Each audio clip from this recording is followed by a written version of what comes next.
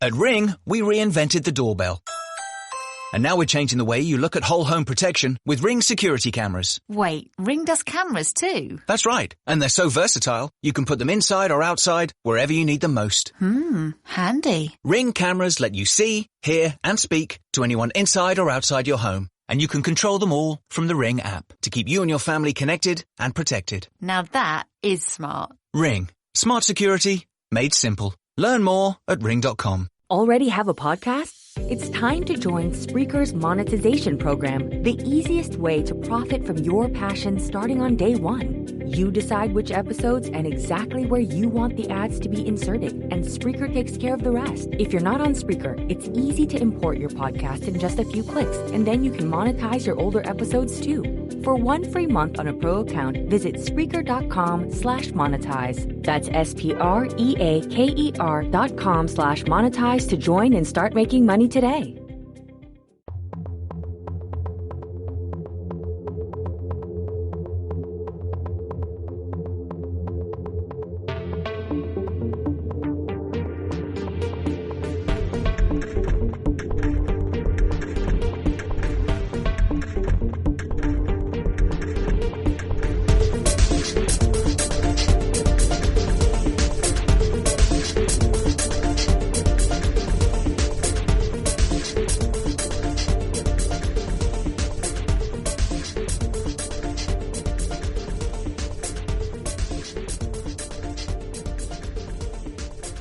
Hello and welcome to another edition of the Paranormal Concept Show. I'm your host Paul Rook, and as always I'm joined by my stupendous paranormal pair. It's Kerry Greenaway and Richard Clements. Hello guys. Stupendous paranormal pair. Love it. Paranormal pair. I do like that moniker. No prompting from last week at all in any way, shape or form. No, absolutely not. You wanted to be stupendous, so now you're stupendous. Oh, Yay, dear. we hit stupendous. We're going to have to think of another one for next week. Fantastic. Oh, dear. We'll go with fantastic. Yeah. So how have you been this week? Yes, been all right. I popped out yesterday, went up to the north of Essex again. I quite like it up there. I'm often drawn to that part of the county along the Essex-Suffolk border, and I visited a couple of old haunts of mine, a couple of churches, one of them being the famous Borley Church of Borley Rectory fame. It's about the fourth time I've been there now, and I still haven't been chased off by the locals yet, so I must be doing something right. You must be. Cool. Yeah. No, but it's a good place to actually spend a half hour or so just looking around, taking some snaps and stuff. So, yeah. Still can't get in the church, though. Still locked up. Maybe you should go on a Sunday. Possibly. Yeah. Go to church on Sunday. Yeah. And then sit at the back with your K2 meter. And... No, I don't think that would go down too well. Voice recorder. If you sit in the back, then no one will know. Yeah. Oh, I could try some EVPs. Now, there's a segue. There's a segue. Now, a couple of weeks ago, we actually was talking about our paranormal journey. And in that, we were discussing EVPs. And I admitted at the time, kind of didn't see the point in them. I kind of felt that they were a bit irrelevant because it's so wishy-washy or so, one word or something like that.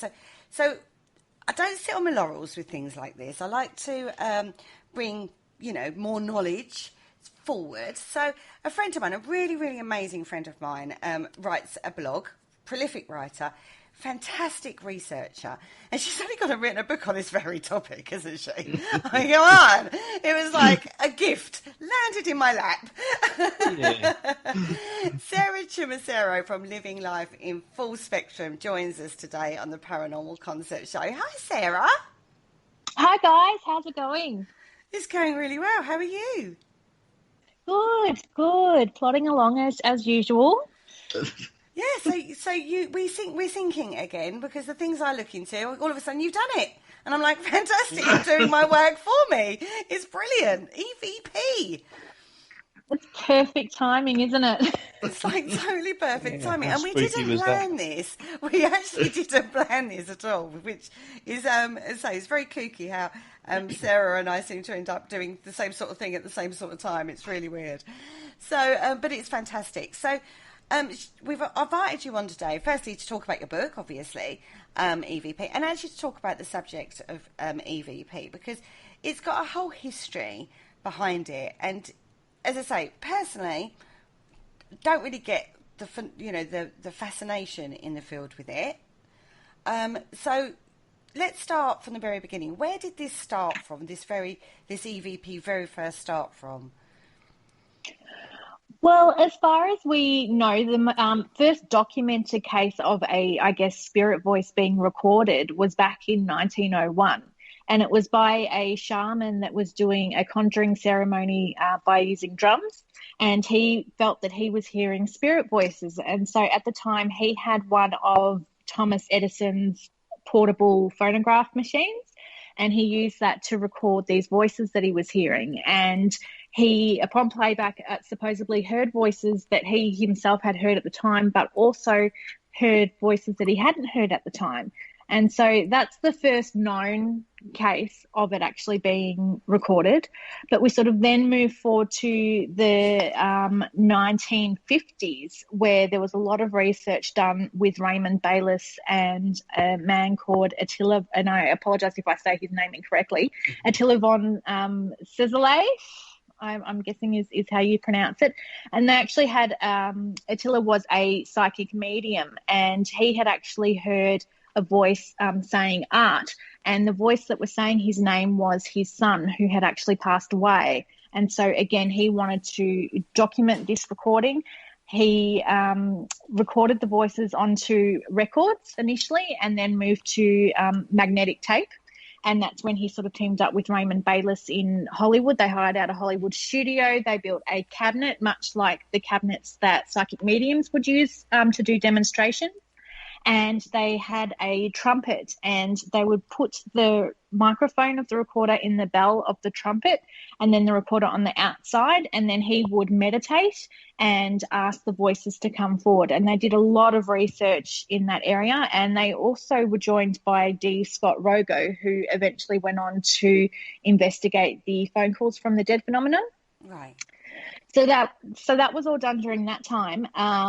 But the main pioneer that a lot of people attribute to EVP research was Frederick Jurgensen, who basically found it by accident.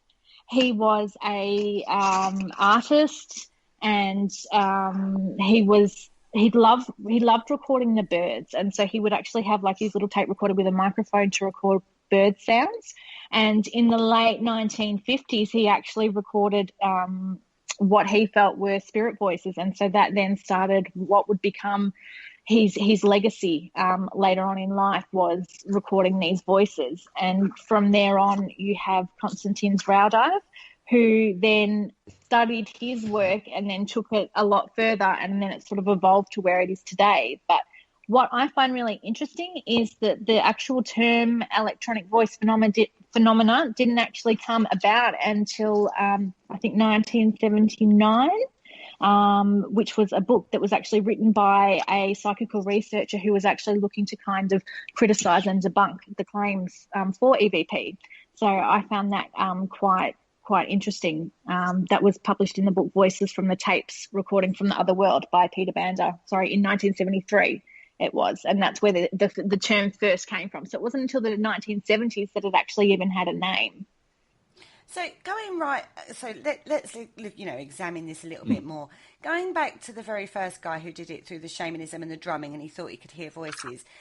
When you're doing that kind of work, you kind of get yourself into almost like a meditative state. It is a spiritual ascension when you do that kind of work, isn't it? Do you not think that what he was hearing was not audible?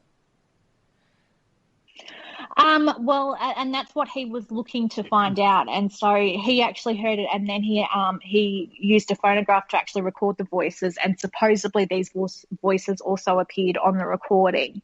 Some he had heard at the time and some he hadn't heard at the time.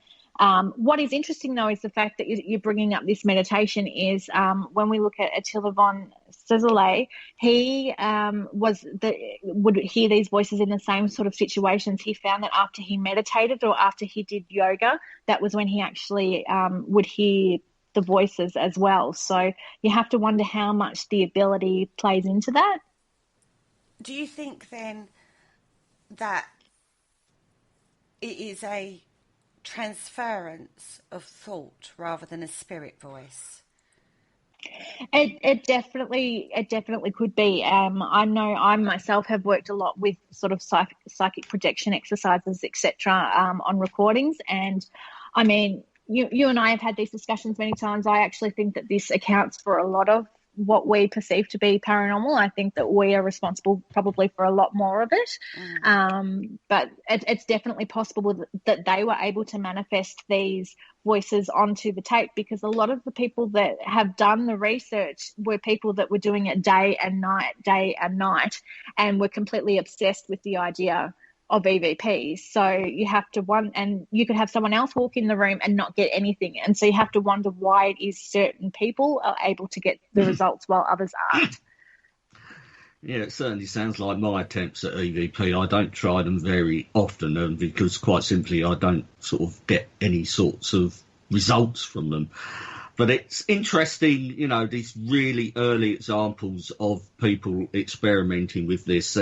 They seem to be very connected with the spiritual side of things. They seem to be going through, they either seem to be doing it alongside mediums or and shamanistic workers and stuff. And whereas today, EVP seems to be totally separate from that.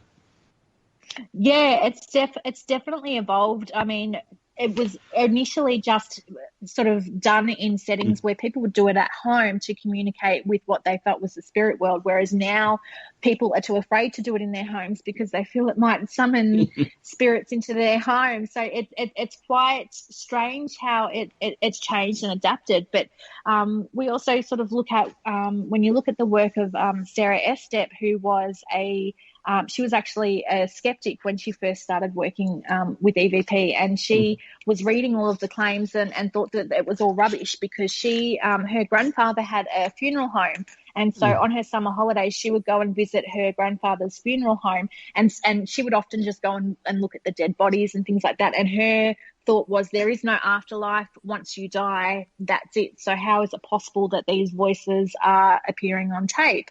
And so she would lock herself in the basement, and after about a week, I think, of doing solid sessions, then she actually started to hear the voices, and then she became one of America's pioneers in EVP research.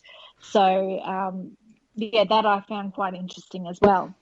Yeah, that does actually sound quite interesting. It seems like the early research, as I said, there seems to be a want from the individual, so they seem to have to work at it, and they seem to be targeting sort of relatives and stuff like that to actually and communicate with more like a psychic medium would do. Yeah, and they're not sort of particularly going to a haunted location, I guess, trying to contact someone that they've never met or have that, I guess, connection with. So maybe you're right, maybe that it is that spiritual connection that you have to have to get those results. Okay. So have there been like conversations with a spirit person, or has it always been just like one or two words?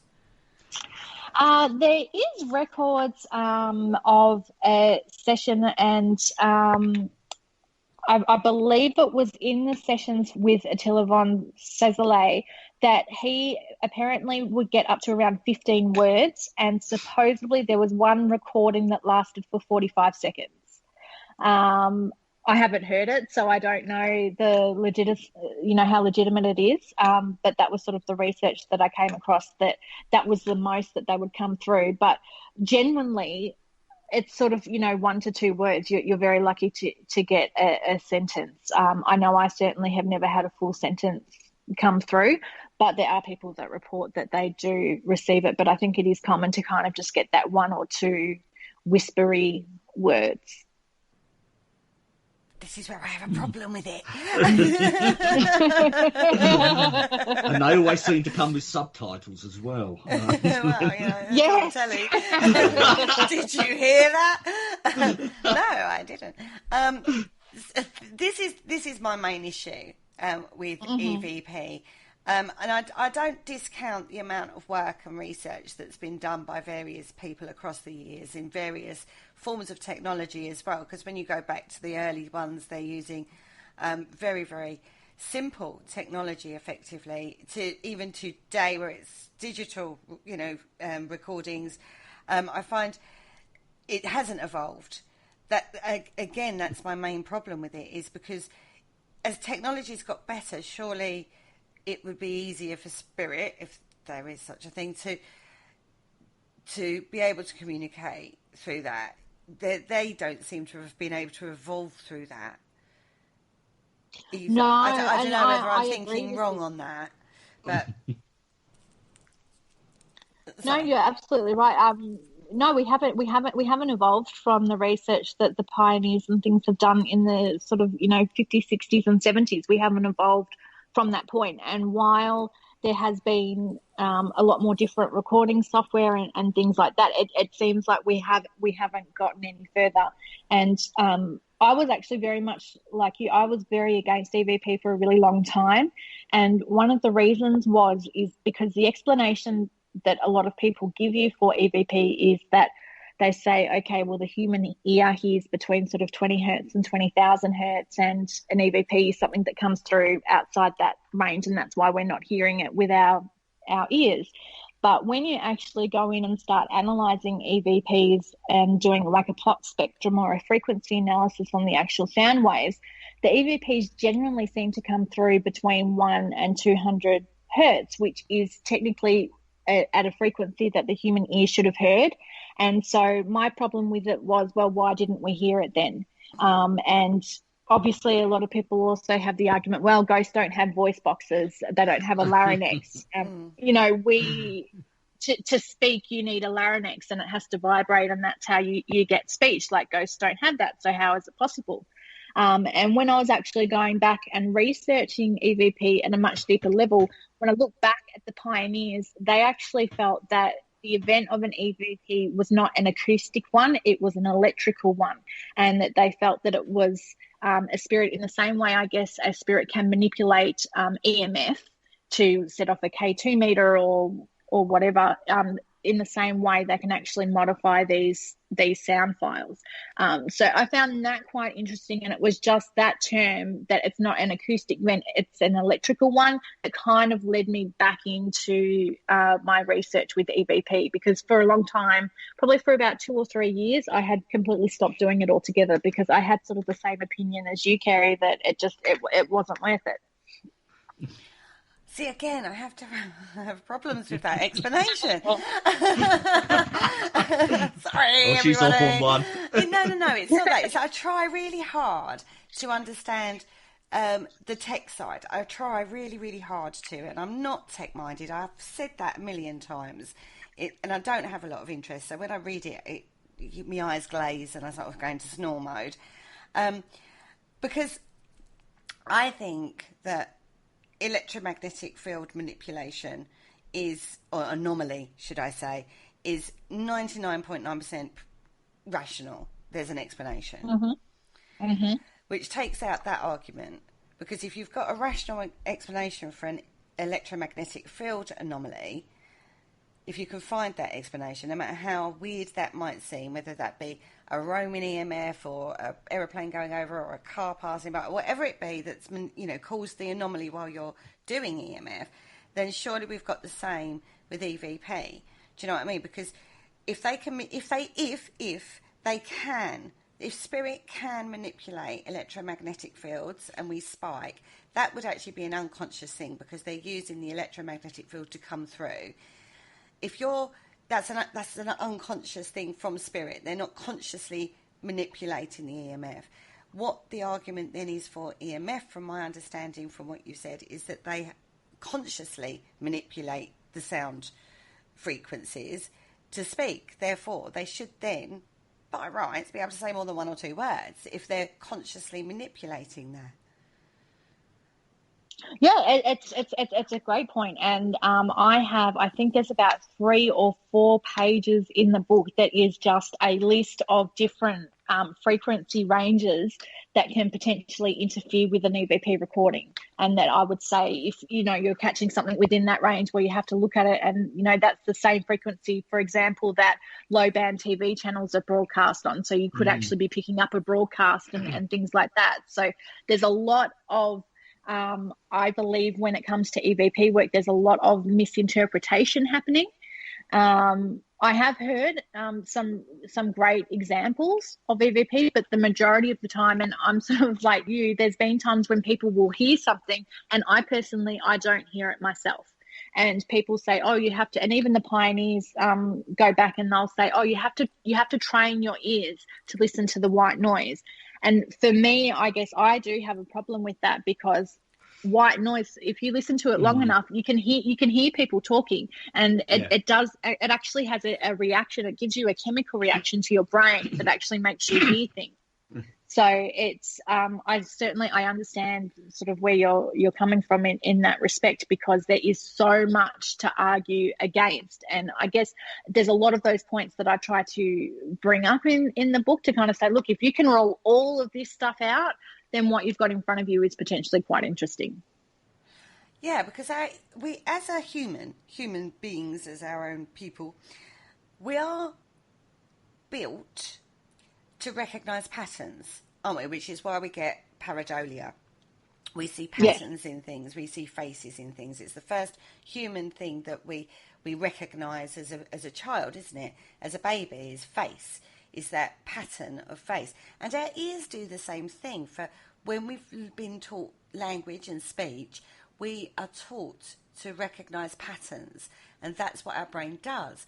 So when you listen to white noise or something like that, our brain is automatically trying to tune into the pattern to make words that we wouldn't, that are possibly there or not there. So that's not a far stretch of the rational to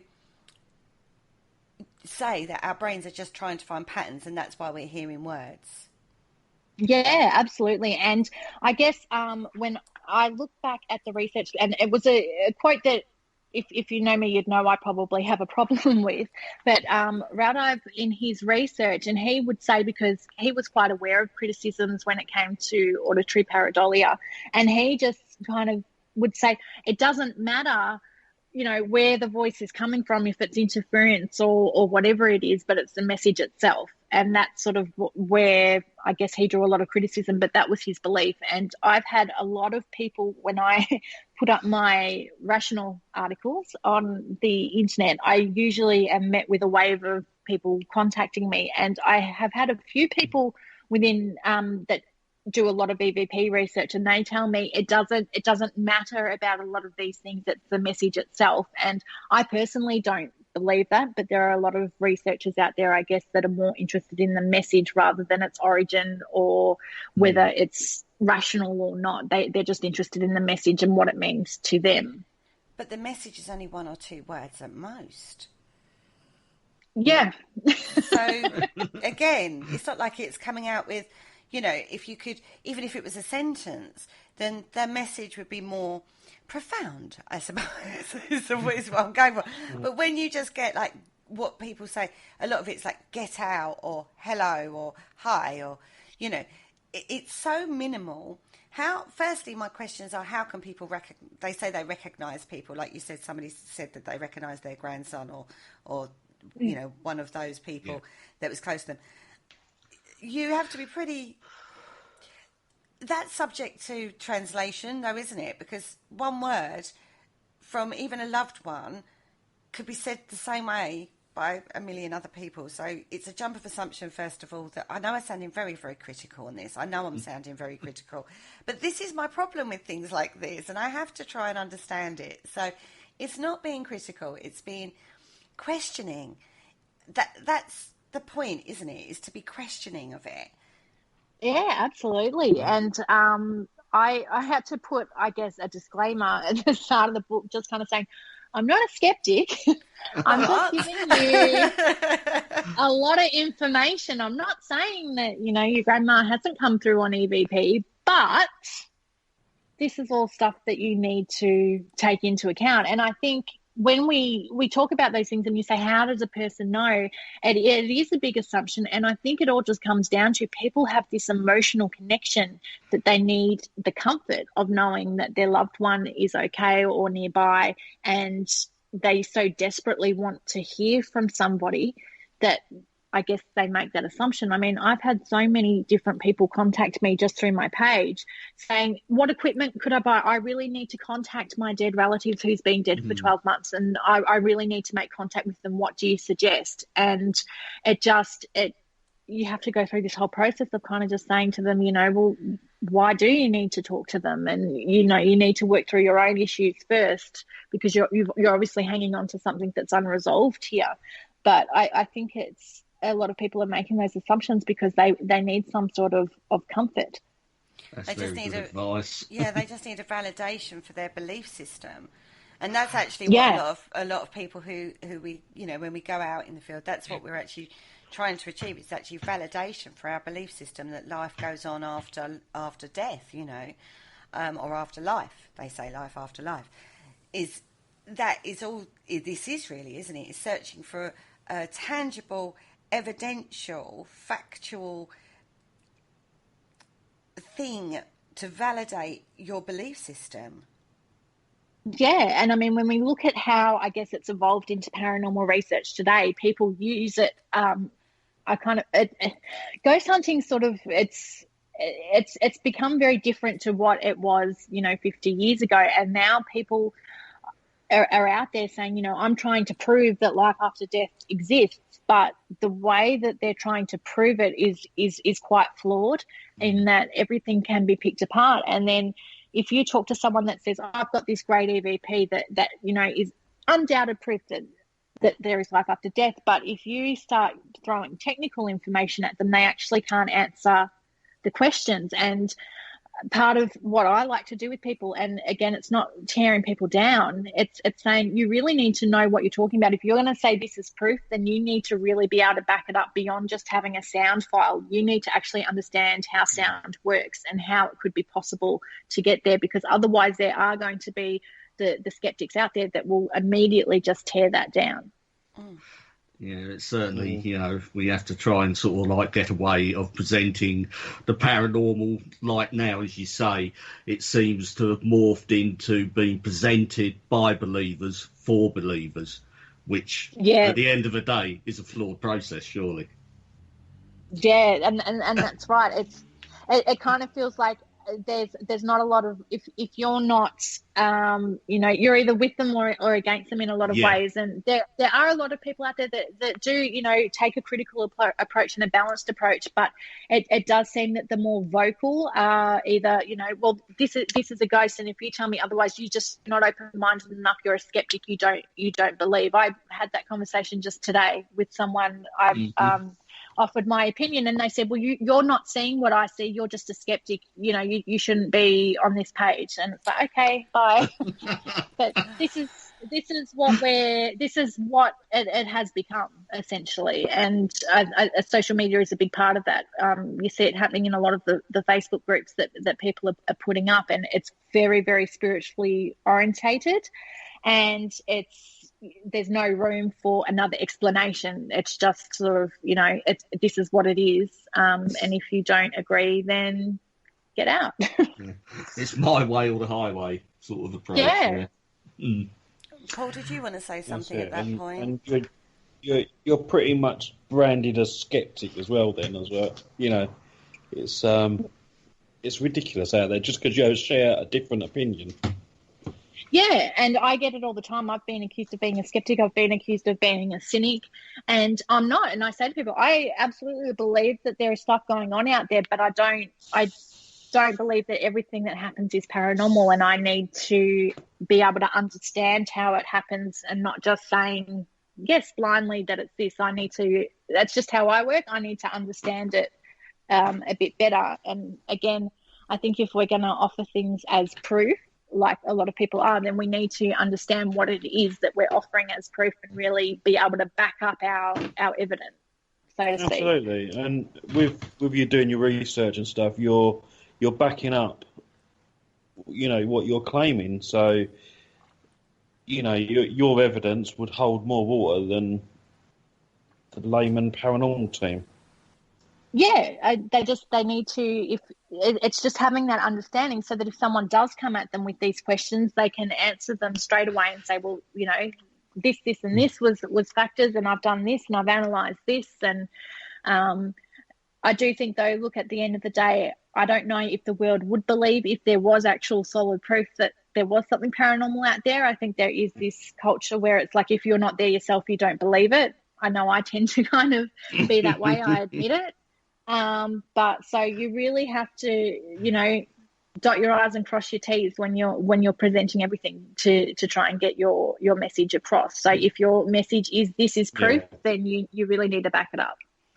Getting back to the EVP, do you feel there's sort of like a difference, and is there a better sort of method, like the old analogue system compared to the new sort of digital system? Have you sort of come across any sort of differences, or are they pretty much the same as responses and stuff, or has it evolved? A lot of people tend to say they prefer working with magnetic tape as opposed to digital recorders. And the thing is, digital recorders have really evolved in such a way that they kind of work against you when it comes to recording EVP, because they're designed as voice recorders. So they are designed to just pick up your voice. So they are designed to muffle out a lot of different background noise. And that some of them are multi-directional, and sometimes they can be a bit too sensitive. And you have different functions on a recorder that allow you to record a very big file but at a very small size. And so to do that, it actually flattens your audio file. So there are a lot of different ways that modern recorders actually work against us. But when we go back to, I guess, the methods that the pioneers used, they actually felt that microphone recording was one of the most unreliable methods that they used, yet that is what most people use today. So I found that quite interesting. They actually preferred working, there was work that they did using diodes, which was basically like a little crystal sort of radio, because they felt that by using carrier waves, a carrier wave is a special kind of wave that is designed for radio transmission. So it's actually designed to be changed or modulated. So with the theory that it's actually that type of sound wave that is designed to be changed, that it was easier, I guess, for a spirit to change that file and talk over that kind of wave file. So in the research, they claimed that working with sort of the carrier wave sort of file was the best way, but we seem to sort of just focus on the microphone recording. It does make more sense, actually, because if you're talking about a natural frequency or resonance,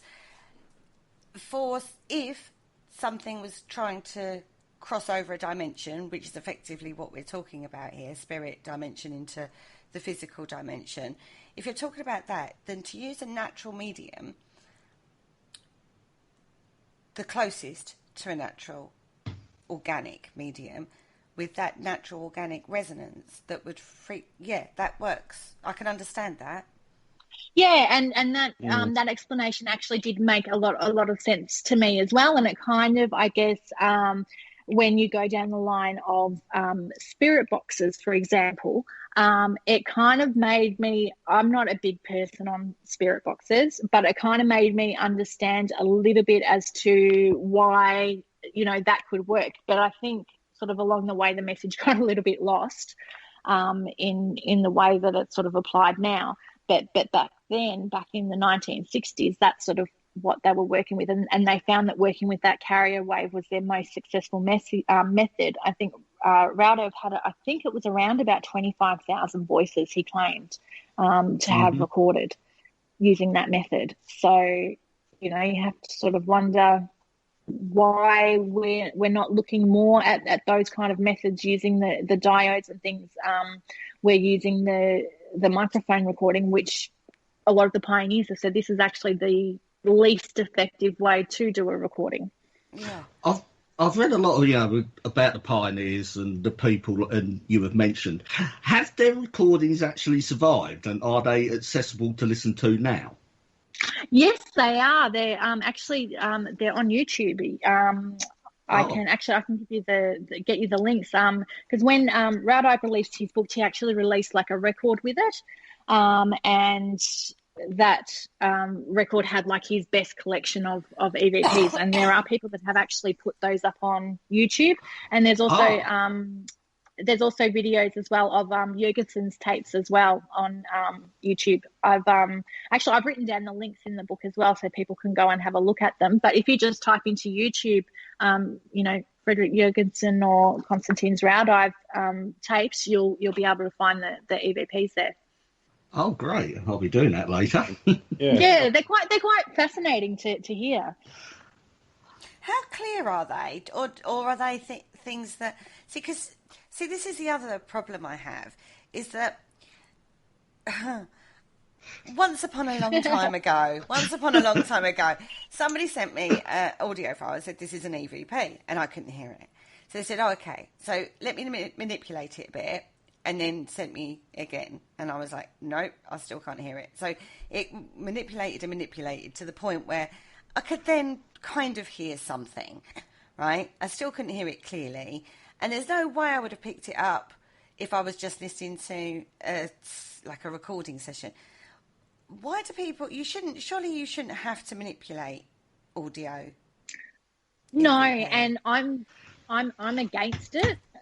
Because I kind of feel like as soon as you are doing anything to that sound file, you yourself are changing it. And so it can't kind of stand up to peer review because you've already made a change to it. And you're right, you can do so much to a sound file that you're almost creating your own pareidolia within it.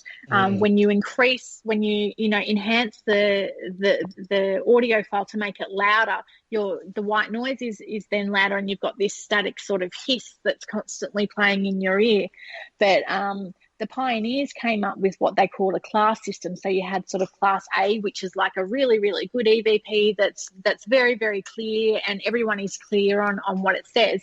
And then you've got class B and class C. And I'm the kind of person that unless it is completely clear and everybody understands what it is saying without any interpretation, that's the only kind of EVP that I'm interested in.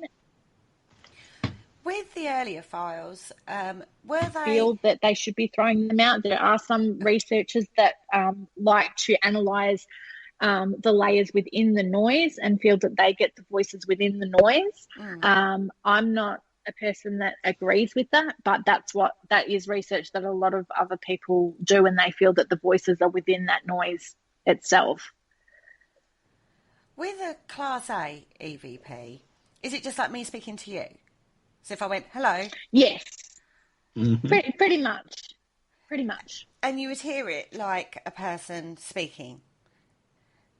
Rather than a demonic voice speaking? Because that's the other thing you hear, isn't it? How would a demonic... Probably be... Yeah, how would a demonic voice sound? Shall I demonstrate for you? Yeah, do your demonic hello. I'll say Class A would be the only ones I can hear. Yeah, I'm the same. It's got to be so clear that it is like I'm speaking to another human being for me to hear it. But when you get like... I'm not even going to attempt it. But you hear it on like when you hear it on like they're doing it on say a TV program, for example, and then they always put the writing underneath, but it's always like yes or something. It's not clear, is it? It's like, well, what was that? If they haven't written it underneath, there's no way I'm going to hear it. You know. And so when that happens. And you get that sort of noise, and they go, "Oh, that told me to get out." And you're like, "Yeah, right, shut up."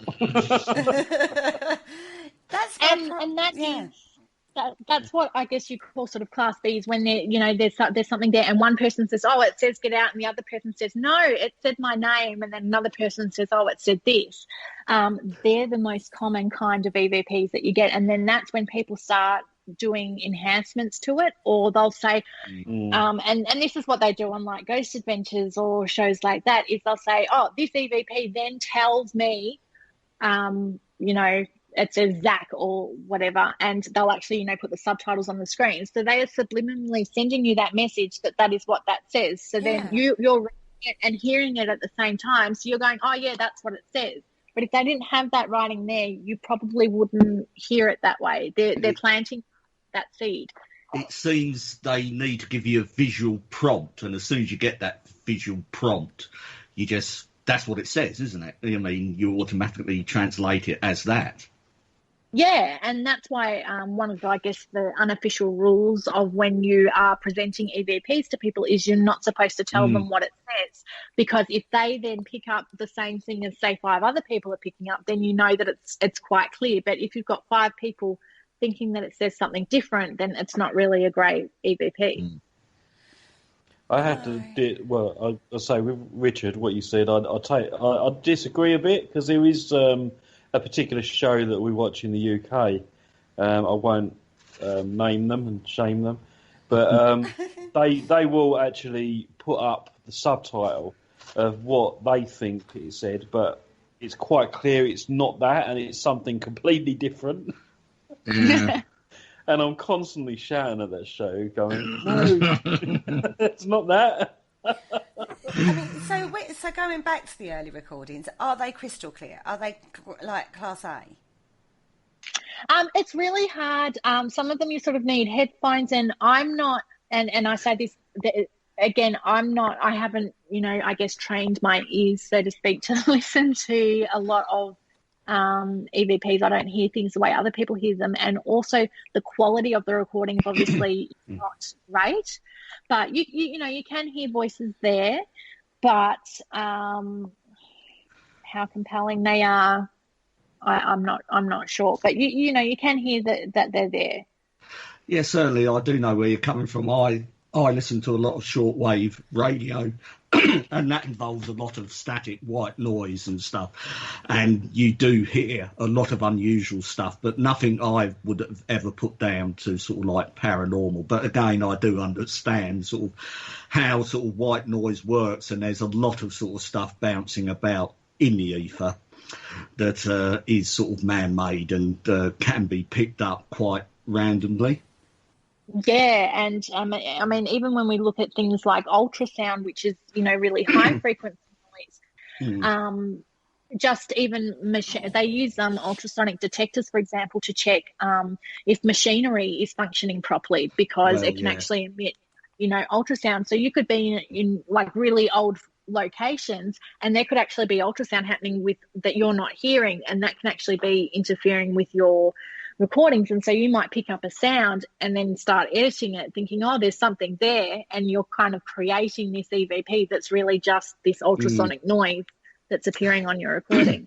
Yeah, I used to get a lot of strange noises when I was sort of like on the shortwave band, and then I found out that there were actually utility companies broadcast like test signals and test cards, like the old test cards on TV. They will actually constantly broadcast these sort of messages and stuff on the shortwave band for their engineers to tune into to calibrate their equipment and stuff like that. So, yeah, it does make sense. It's a perfect example. And I mean, just even another one I found, and it was something that happened quite randomly when I was on an investigation. A bat flew over, and a woman turned to me. It was her first investigation, and she just said, do the bats interfere with your equipment at all? And I'd never actually thought of it before. She actually prompted me to research that area, and just even, you know, because bats communicate using ultrasound and echolation and things like that, those ultrasonic noises, again, can appear on your recorder. And almost every location I investigate at night, there's always bats flying overhead. And so, again, it's just taking things like that into account. And unless you kind of know that these things are out there happening, or know that these different things are coming through on the different wave bands, unless you know to look for them, then you're not, I guess, correctly debunking your recordings. Oh dear, it sounds then that it's becoming more and more irrelevant. in my head over here. if even a bat can interfere with your recording, it's sounding more and more irrelevant, an EVP session. I mean, you could probably say a lot of what we do as paranormal investigators is potentially irrelevant. You know what I mean? Yeah, true. True. I'll go with that. You know, so it's, yeah, I guess it all kind of comes down to perception. And I can't say that I have any amazing, I do a lot of EVP work, and I do EVP work at home as well, which, you know, and I haven't been haunted by a demon yet. Damn, what an interesting case study that would be. I know. But I haven't caught anything, you know, amazing. But again, people tell me maybe you're not open-minded enough. And so it might come back to the whole, do you need that spiritual connection? Do I need to believe more? I don't know. But I do work a lot with the psychic projection side of things that we talked about earlier. And there's actually an experiment that I mentioned in the book of something that you could try to do in terms of testing if you can actually psychically project thoughts or etc. onto tape. I haven't been successful, but I know people that have said they have been. But again, you know, it's all, I guess, he said, she said, which again is, I guess, what the majority of the paranormal is about. It's a lot of he said, she said. But I guess at the end of the day, a lot of people kind of, while I say a lot of people are offering things as proof, there are also a lot of people out there that are just, I guess, looking for their own answers. And what they find, they don't really care so much about what it means in the greater span of things. It just gives them the comfort or whatever they need, and they're happy, and they just keep going on their own sort of journey, so to speak. I mean, you talk about being spiritually connected, and I kind of have to balk at that point because, you know, I'm very spiritually connected, as you know, you know what I mean? And, you know, I can't get EVPs. And I'm very spiritually connected. And I work, you know, I've worked in, you know, I've done experiments at home as well, you know, with objects, historic objects. I've even got human bones here. And stuff, my human bone collection. Okay. You know, I mean, yeah, as you do, as everybody has, surely. Doesn't everybody have human bones in their collection? God, that made me sound like a total weirdo.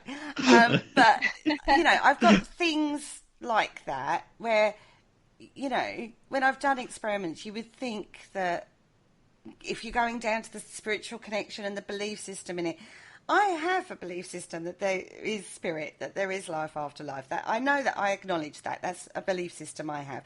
That doesn't stop me from being open-minded and sceptical to a point in regards to what it is. Because whenever I've worked spiritually, I've always wanted the answers to why and how that works. So I kind of, if anybody says to me, well, you're not open-minded enough, that annoys me because I actually think I'm an incredibly open-minded person. But I like an answer. And I'd like, when I'm connected spiritually, when I'm working spiritually and I'm connected to spirit and I'm working in the way that I'm working and I'm getting the answers that are relevant and right, not recorded, but, you know, when I'm working, those get backed up time and time again from universal energy through to individual workings and stuff like that. That is a personal validation for myself and the person I'm working for. And that's fine. When I go to try to record that, as in, Spirit, will you talk to me and so I can hear your voice on this recorder, and they come up with one word, when in other ways they're showing me in a lot stronger fashion, that's when I have a problem, that it's the way we're trying to do it rather than what we're trying to do. I don't know the mechanics. I'm not, as I say, I'm not tech-minded enough to be able to sit down and work.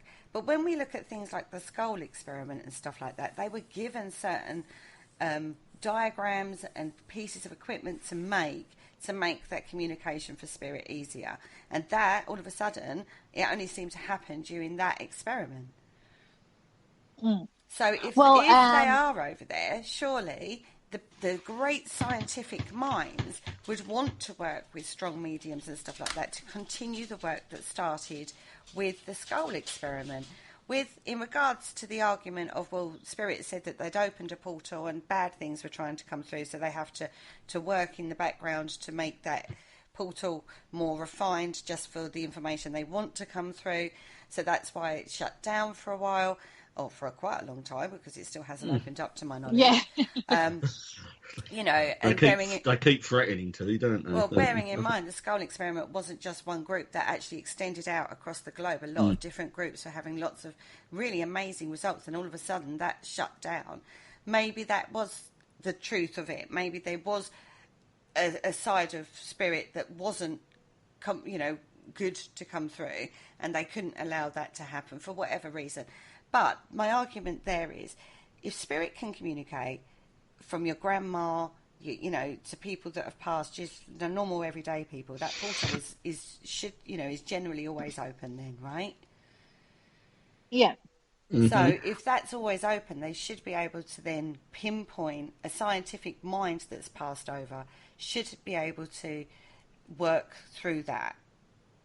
But then time works differently over there. People that have claimed they've spoken to Edison. Oh, okay.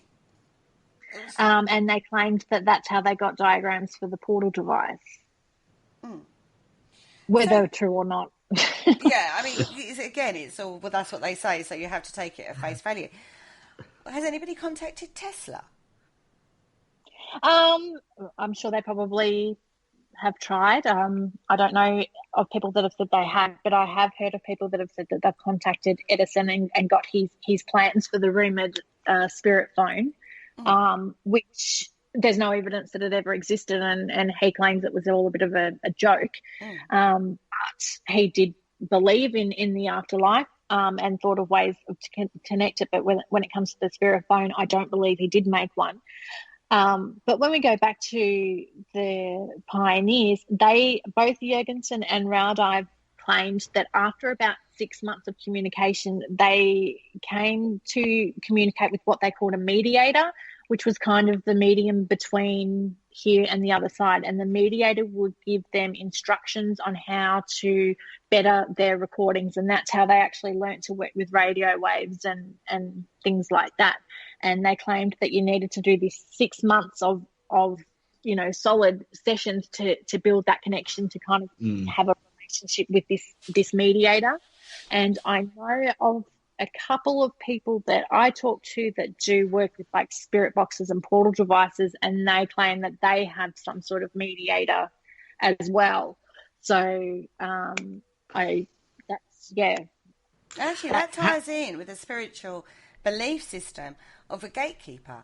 So when you're communicating with spirit, they say that you have like a guardian angel or a gatekeeper, and they are the ones that control who you can talk to effectively and who you can't, so you don't get any nasties come to you. They're your personal gatekeeper. So that ties in with that, actually, that belief system. And that's an ancient spiritual belief system. That's not anything new. So that kind of, in a funny kind of way, we've then got a belief system of something that you work spiritually, so that's just something that is an internal thing, where it's just you doing it with meditation and going through into that way, and you have a gatekeeper there. That kind of is strange then, how they're saying you're going to work with tech, you need a mediator. Yeah, well, this was what the pioneers said, and that's how they knew which frequency to work with, that they got their results with, and it's how they kind of evolved that research. And maybe if you look at it from the perspective of we haven't evolved since then, it's because we've kind of changed the way that we do EVP research, and you haven't got people sitting at home doing that for 6 months to, gain access to this mediator. They're just sort of, we're going out each weekend and just doing a few recordings here and there, and not making that connection. So if you look at it from that point of view, maybe that's why it hasn't evolved. With the early pioneers and stuff, and with the frequency ranges, is there any sort of documentation or anything? Did they sort of put it down that you get better results from a certain frequency range? Yeah, so Frederick Jurgensen, he felt that he had a lot of success between 1445 and 1500 kilohertz, and 1485 was, I guess, his special frequency, and it's actually been known as the Jurgensen frequency. And again, he found out to use that frequency from his mediator.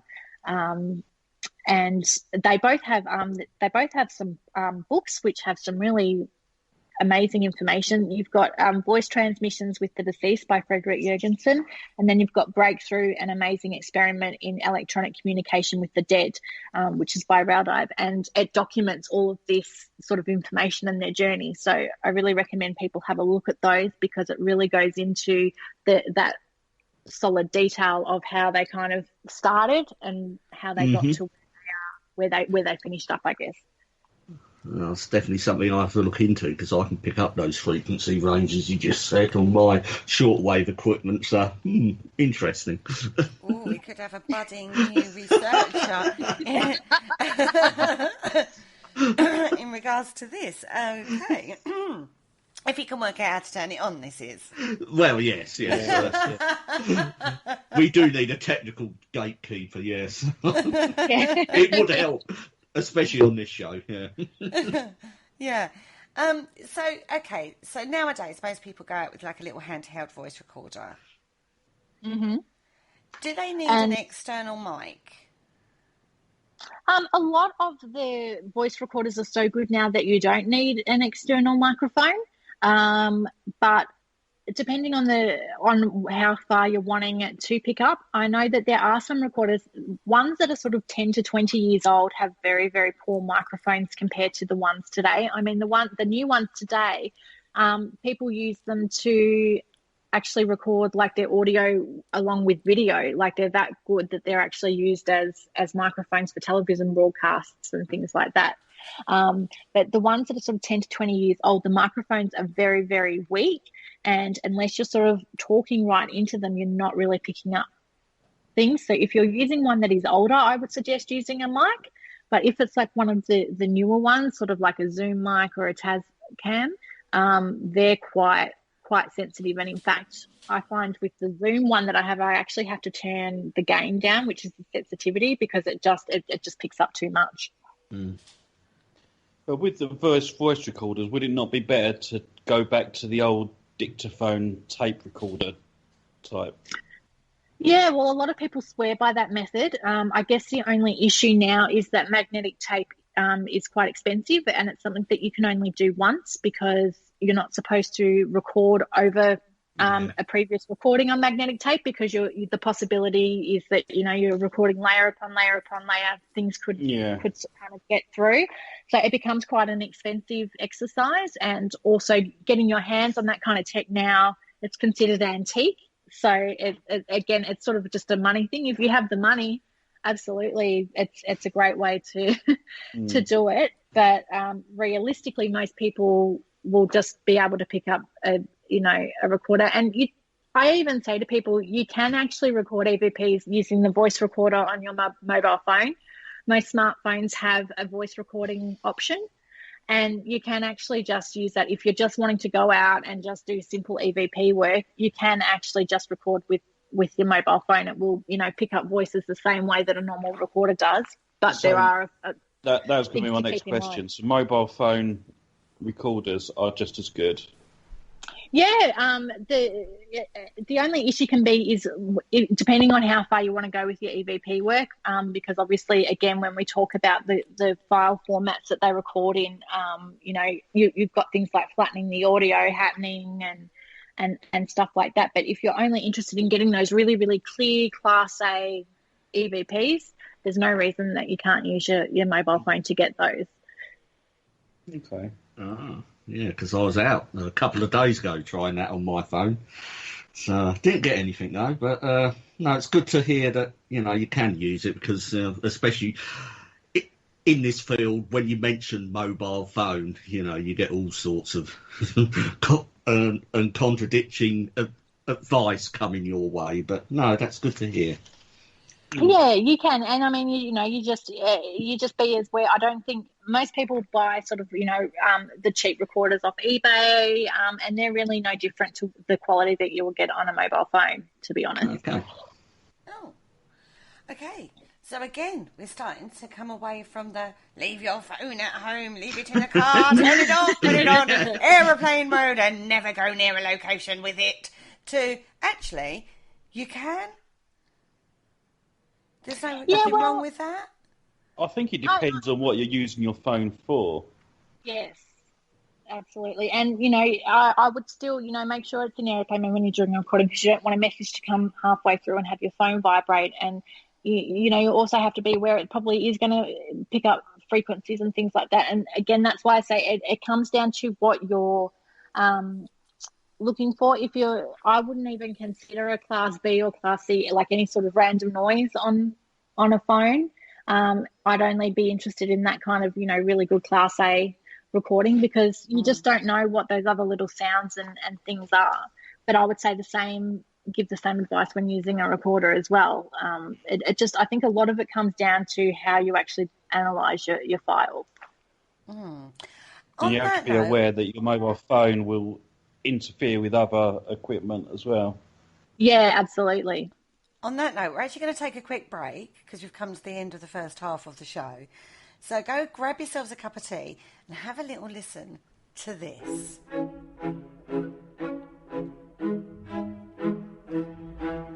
Already have a podcast? It's time to join Spreaker's monetization program, the easiest way to profit from your passion starting on day one. You decide which episodes and exactly where you want the ads to be inserted, and Spreaker takes care of the rest. If you're not on Spreaker, it's easy to import your podcast in just a few clicks, and then you can monetize your older episodes too. For one free month on a pro account, visit Spreaker.com/monetize. That's SPREAKER.com/monetize to join and start making money today. Hello, Harry Price here. If there's nothing me and my friends enjoy more here on the other side, it is to sit back and relax and listen to the Paranormal Concept Show, right here on the PAUK Radio Network. Broadcasting a plethora of interesting and informative content for all your paranormal needs. Find them across social media to keep up to date with forthcoming shows and all their other adventures. Hello, is there anybody there? And welcome back to the Paranormal Concept Show, exclusive to the Paranormal UK Radio Network. Now, before the break, we were looking at EVP quite extensively, and we were talking about mobile phone usage in the field. That's where we kind of got to in the discussion regarding EVP. And it's now not actually starting to look like it's a bad thing to actually use your mobile phone in the field. And, as Sarah said, you do have to be aware that the file compresses down to allow a good recording and gets rid of a lot of external noise. You can still use your voice recorder on your mobile phone to do EVP, but as we've stated, there are various classes of EVP. So we're talking Class A, which is basically somebody coming through and speaking just as clearly as you are hearing me today. And they're not very often, are they, guys? How often have we had a Class A EVP? Once. No, I can't say. I think I've heard one, to be quite honest, from what I've sort of seen. I've heard them. I'd be the same. No, I've heard them from other people, but I've never actually captured one myself. And we started talking about the concept where it's to do with connection. And every time we talk on regarding, ghost investigations or, paranormal in general, it all comes back down to connection, doesn't it? It always seems to come back to that intangible thing called connection. Yeah. And go. You always find as well that it not just with the EVPs, but if you get a good group of people in, whether it's an event or whether it's team only, and you've got some really good energy going between you, that heightens the activity. Yeah, I would agree with that. I run tours, and if you have one person that puts that energy off, you get nothing for the whole night. Yeah.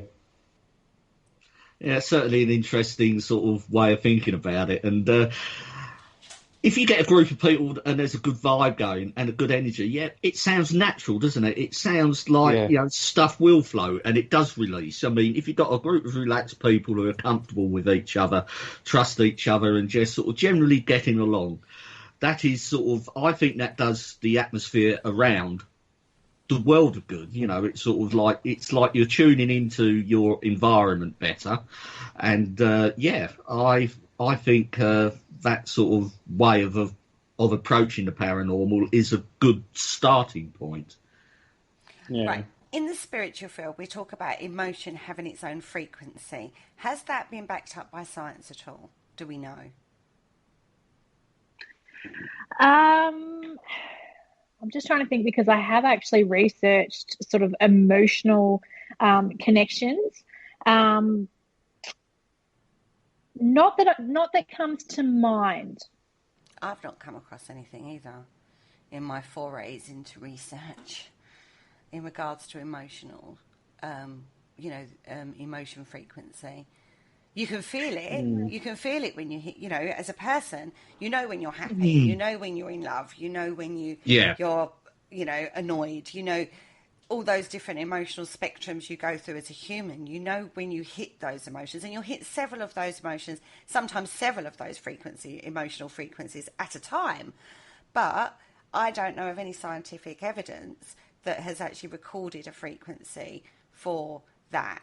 Now, we have got something called the Schumann resonance, which is supposed to be the love and light frequency they call about, where if you all tune into the love and light, which is like the meditation frequency, it's a Schumann resonance they call it.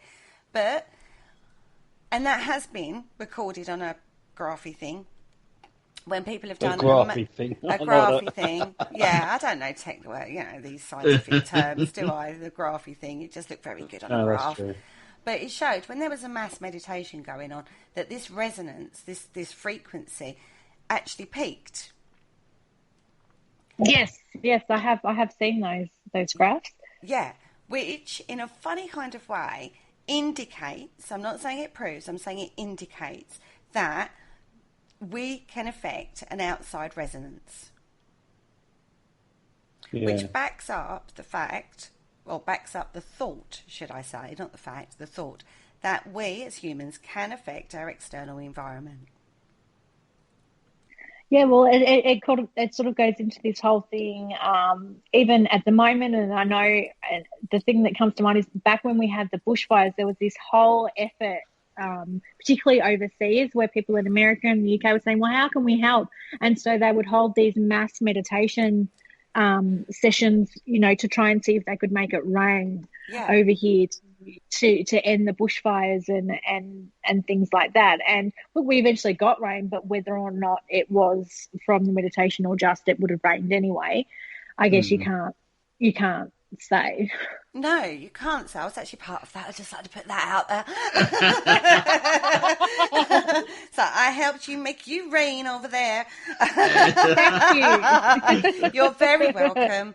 Worked very hard on that. But the argument there is timing. It's all down to timing, isn't it? They did this meditation, and then a week later, I think, it turned out to be you had rain. Coincidence, or did we put that force out there into play to make it rain?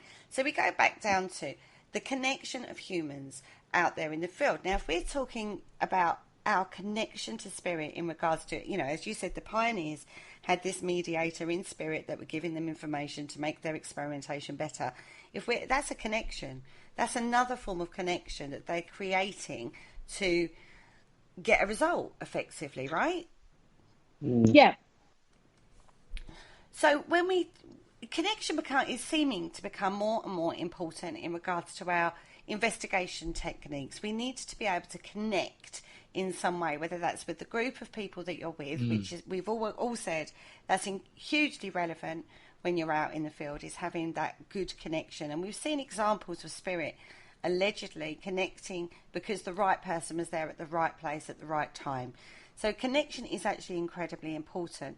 But it is important to us as humans. We've all felt this lack of connection recently when we've had to go into lockdown, and we've been isolated from our friends and our family. And it has affected a lot of people in a mental well-being scenario, hasn't it? Yeah, well, I think we all feel a disconnect, don't we? Yeah, because we've been forced into that from an external perspective, because of something external that's affected our lives to the point where we can't see our friends and our loved ones, and that connection is hugely important. And actually, when people have mental health, even people they're close to, they feel disconnected from. So when we look at connecting with spirit, and I'm going somewhere with this, guys. They're all sitting there going, where is she going with this? I am going somewhere with it. I'm trying to work through an idea. So when we're connected and we're more connected with spirit, then surely that will increase our ability to have paranormal phenomena that, in turn, we could utilise by trying to record that phenomena. Well, Right? I think that's the basis that a lot of the pioneers worked with, in that they found that you had to, it wasn't something that you could do just once. It took about 6 months before, I guess, this mediator appeared in their life. And when it came back to, when we talked about that shaman back in 1901 that was doing the conjuring ceremonies, I mean, he'd been a shaman for a very long time and doing these rituals before he was hearing the voices. So it I guess, took that time to build up that connection. So then does it become down to how much, like we talk about when you're focused on something, when you're focused on a goal, you manifest your goal.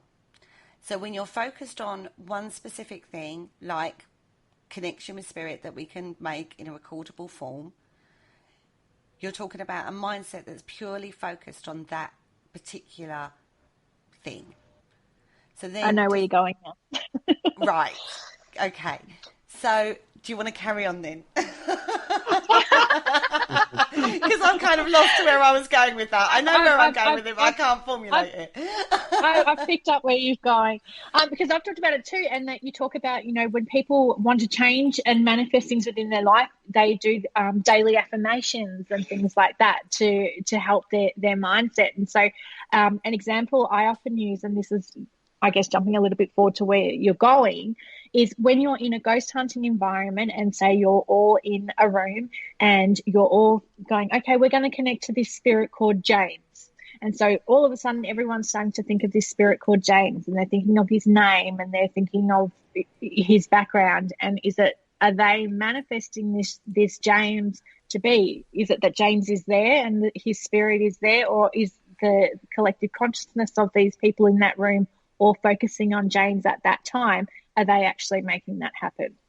Yeah, Yes. You're talking about a sort of Philip experiment there, aren't you? Yes. Yes. Yes. I knew where my mind was going, but I was trying to bring you to it step by step. We got there in the end, thanks, Karen. We got there. You should have just said Philip experiment. I would have got it. No, but I'm trying to break it down for our listeners so they can sort of follow our mind patterns, because we know this stuff. Yeah, I work with this stuff spiritually all the time, and for me, it's like somebody said to me, "You know it, so it's easy for you." Yeah. So you try and break it down so it's understandable for somebody who'd never come across this concept before in their entire life. We talk about manifesting our own, goals and dreams and desires and stuff like that. We talk about connection in regards to our mediator in the spiritual field.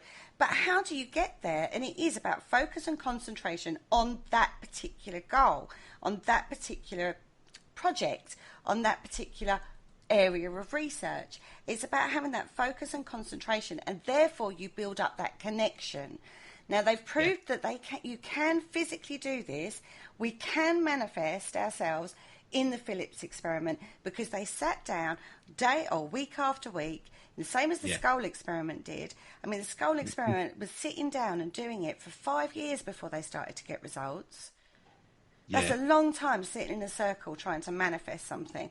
The Phillips experiment was not quite so long, I don't believe. I believe it was, 18 months? It was at least a year before they started getting results. It was a year of nothing, and then they changed up how they were doing it and changed it to the seance type.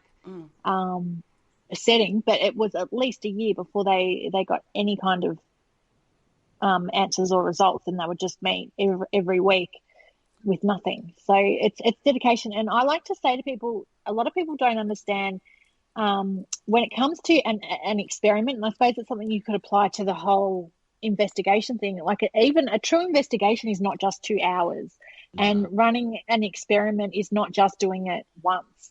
It's spending months and months and months, and sometimes even years of dedicating your time and work to that one, either location or sort of phenomena that you're looking at. It's not just a one-off thing. Even if you have people that are working with private cases, they can't just go and solve someone's problems in 1 hour. A lot of the time, it's got to be a really long process to first try and understand what's going on, and then work from there. Like it takes months. But I guess from a ghost hunting perspective, a lot of investigators don't have the luxury of having access to the same location to do what you would call a proper investigation over weeks and months. And so a lot of the time they only have this sort of 2 hours or 3 hours, 4 hours, whatever, to try and get their results. But it's really not enough time. Exactly. So then does the connection then become with the method of work you're doing? So say, because you seem to see people in the field at the moment, and there's quite a lot of them, who seem to have a specific affinity for, as we're talking about EVP, let's talk about EVP. They seem to have a special affinity. Is it because they've just, rather than working with a specific location and that's their focus is actually on the experiment, isn't it? The EVP experiment, which is why they've got a phenomenal track record in being able to seemingly produce EVP. Well, and you look back again, when we go to the pioneers, they didn't have to go to haunted locations to get EVPs. So if you've got, I guess, that connection or whatever to the other side, no matter where you are, you're going to get those EVPs, whether you're at home or whether you're at a location. And it comes then to ask, is the voice that you're perhaps getting at the location, is it you, or is it the location that's attracting these voices? It goes back down to the individual then, doesn't it, really? What we're talking about suggesting it's individual rather than location-based. Because like you say, how often do you get the chance to go into a location week after week, year after year? First of all, they all charge money, so it's kind of incredibly expensive. And if you do get that chance, I mean, you do Black Rock, or you did the Black Rock for quite a long time, didn't you? Yeah, it's still there, but not now because it's locked down, but we will be back. Yeah, but when you at one point you was there on such a regular basis, did you find that your connection with the location increased and that increased phenomena? Some other people because we have people that attend every single tour that we do, like they're there every week. They would say yes. I don't know if I have become harder to impress, or if I'm just used to it. I'm not sure, because there's so many little quirks and things of the house that a lot of the time I kind of I dismiss things because I'm so used to the sounds of the house and things like that. So I don't know if I am potentially dismissing things that are paranormal because I am so used to the location, or maybe they're thinking that things are paranormal when, it's not. It is just the sounds and settling of the house. But it's not a location where I know I have gotten a lot of EVPs, whereas my brother, for example, he can turn on a recorder and almost every time he does a recording, he'll get an EVP, but he does a lot of work with that kind of stuff. So I think, like you said, it's probably more the person than it is the location. It certainly sounds like that, because you always hear of particular people within the field, and they'll say, "Oh, and that person's very good with EVP," and so it does seem to be pointing towards the individual as opposed to any sort of external sort of input, or whether it's a bit of both. I don't know. I think it goes down to, like, even in the spiritual field, you'll find a tool that works for you. So, like, for me, it's tarot. For another person, it could be oracle cards. For another person, it could be, dowsing rods, for example. Whatever works for you. Some people have amazing results with EVP. Personally, I don't get a thing. Nothing that I could understand anyway.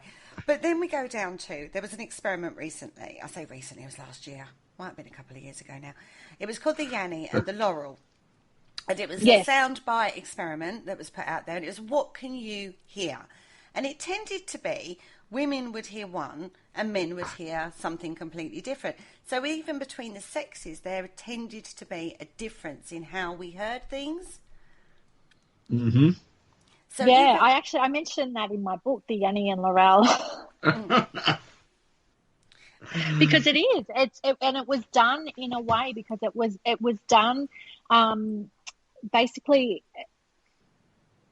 because we all hear frequencies differently and depending on how old you are as well. And there was an example I remember I used in the book at a local school around here. For example, you've got the high frequency noise, which is what part of that sound file was made of. There's apps that you can get on mobile phones that play high frequency noises. Young people can hear them, but older people can't. So they would put them in the classrooms and the kids would actually turn on these high-pitched noises. All the students in the class would be covering their ears going, oh, my God, turn that sound off. But the teacher in the class can't hear it because they're older and they can't hear that frequency. Yes, I've had that with my kids, funnily enough. We were walking, when we was walking down, I've got a lake near me, and every time we walked past a particular house, they would be going, oh my God, can you hear that? Oh, that's horrible. And then we'd walk a bit further and I'd be like, can you still hear it? Thinking my children have gone bonkers. And I never believed it was a thing. I never believed it was a thing until I researched it. And it's actually, they use it in certain places as a youth deterrent because they don't want kids congregating and causing a problem. So they use it in that form as well. So that is definitely a thing, everybody, just, in case. Right. I didn't realise that, but it certainly is. I didn't know that. Yeah, I've had it with my kids. So, yeah, there are things that various people can hear at different ages. And as you get older, it is well known our hearing deteriorates, right? Yes. Yeah. Have you ever heard a voice, an actual voice, audible, not trying to record it, just out there, I've been home alone before now and I've heard my name be called when there's nobody else in the house. Freaked me right out. Grabbed the dog, went for a long walk until somebody else came home. I was quite young then. But I know I heard it. Even now I can hear it. I know I heard it. Has anybody else had that? I have, and I actually got it on recording as well. And it doesn't sit well with me because I can't explain it. And I know, right? That's one thing you can't explain. So I can't explain it, and it doesn't sit well with me. And I was on an investigation, and I was doing an EVP session, and I heard a whisper in my ear of "get out," and I could actually almost feel the breath and feel the vibration in my ear, but there was no one next to me, and it was a male. It sounded like a male voice. There was a female behind me, but she was a few steps down on the stairs, and the other males in the building were over the other end of the building. And so I heard this voice and I thought, what? And I couldn't process it, and I freaked out. And then the first thing, when I rang downstairs, and then the guys came running from the other end of the building, so I knew that they weren't anywhere near where I was. And the first thing they said, oh, were you rolling your recorder? And I'm like, oh, yes, I was. And then we played it back, and it's there on the recording, and I can't explain that, and it really messed with me for a few weeks because I don't know, I guess I found what I was looking for and I didn't like it. Boys, have you ever had that? It's a difficult one to sort of think about because audible hallucination is relatively common, apparently, and I've actually and had it myself, and and this wasn't like a one-off. I mean, I've also had a musical ear syndrome as well, which is very odd and disconcerting. But these are sort of like explainable sort of medical and phenomena, they're usually put down to sort of states of mind, depression and stuff like that. But I wouldn't say I've heard anything I've sort of felt that was purely external. I mean, the time I did, there was a reason for it. I mean, I don't mind saying it, but I don't know. Sort of what? Paul? Yeah, I've heard my name being called. I've heard friends' names being called as well, in different situations. And obviously I've been on a lot of investigations as well, and I've had more breathing noises. Just like someone trying to breathe in your ear or something, more than anything. But other than that, that's about it, really. So if they have that ability, if spirit have the ability, which, you could argue they've proved that they've got the ability by calling out a name, why can't they call out anything else? Yeah. Again, I see where you're going with this, Kerry. Again, it's always these sorts of things that happen, and when you hear people talk about them, it's always connected to the individual, isn't it? So you don't tend to hear other people's names. It's your name, and the only person that will know that is you. Exactly. I mean, I was reading a book. I was sitting at home, no TV on, nothing was going on. Dog was asleep on my lap, and I was just sitting there reading a book, and heard this voice say my name, male voice in a house. The house was totally empty. The dog went absolutely bonkers. So the dog heard it too, because the dog reacted, and literally it scared the crap out of me. I'm not going to lie. I literally grabbed her lead, and off. This wasn't Marley. This was in my when I lived at home. Right. This was when I lived at home with my parents, and I was in my teens, and I literally grabbed the dog and licked it. I was out of that house because there's no logical explanation for that at all. But it's interesting you say, and you was reading. I know sort of, we've all sort of like experienced that when we get intensely into a book. That can be like a sort of like a hypnotic sort of state you get into. Time goes faster when you read, doesn't it? And when you're really sort of like absorbed by a book, things seem to sort of speed up. I mean, I'm wondering whether there's a touch of that involved. Yeah. I don't know. Time is very perceptive, though, isn't it? Time is one of those things that's such a perception thing, because, like you say, if you're doing something you enjoy or you're busy, time will fly by. Whereas if you're waiting for something, it crawls, doesn't it? It takes forever. A minute feels like a year. So time is very perceptive in itself, and I do think mindset it becomes such an incredible tool. When you go into a ritual, you have to get yourself into a specific mindset. A lot of the prep work is to do with getting yourself into that mindset, clearing your mind and that sort of thing, and getting your intention clear cut and only focused on that intention that you're about to set, and not sitting there thinking about everything else and in the world apart from what you're supposed to be doing, because that can muddle your results. Trust me, I know that one too. But, it is about that, isn't it? So when you go out on a ghost hunt, when we talk about going out on a ghost investigation, you get yourself, you're in that mindset. You're going out into a location. You know what you're going to do. The evening goes pretty much to a format. You might try different experiments, but it's generally a formatted thing. You try different experiments at different places. You do a walk around. Sometimes you split off into little groups. You do lone vigils. There tends to be a basic format, right? Yeah, it's really amazing. So that says the event organizer.